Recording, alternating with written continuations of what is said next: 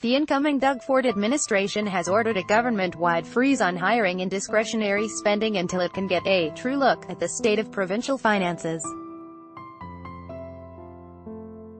A new directive details the changes aimed at reining in spending before Ford's progressive Conservatives, who promised $6 billion in unidentified cost-saving efficiencies on the $150 billion provincial budget, take power from outgoing Liberal Premier Kathleen Wynne on June 29. The measure is meant to limit spending as he re-examines the province's books. The Canadian Press: "We made a promise to the people of Ontario that respect for taxpayers was coming back to Queen's Park," Ford spokesman Jeff Silverstein said in a statement Monday. "The people of Ontario work hard for their money and they expect their tax dollars to go to the services we all depend on. All government ministries have been directed to halt new hires, except for essential frontline services staff, in jails, policing, fire and developmental services."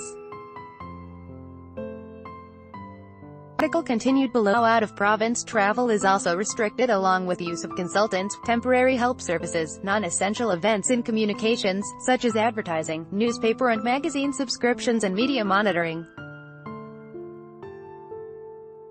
The directive stipulates any expense that can be placed on hold without putting government service delivery or the public at risk. In terms of health, safety and security matters, any planned expenditures that are not committed by contract and/or required to meet immediate legal obligations or address matters of health or safety are to be deferred pending further direction, the directive states. However, the hiring freeze does not forbid Ontario public service employees from taking new jobs in the civil service, but these moves must be tracked so the new government can be given a summary later.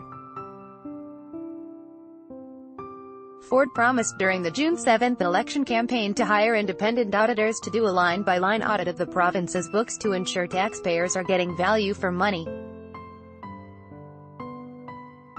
Ontario Premier-designate Doug Ford speaks to reporters before heading into Whitney Block for a meeting with his transition team in Toronto on June 10, 2018.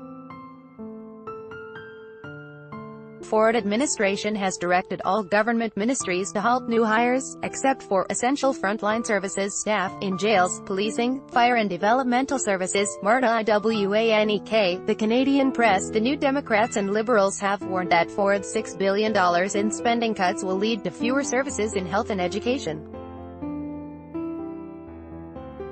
Premier-designate has pledged that no public sector workers will lose their jobs.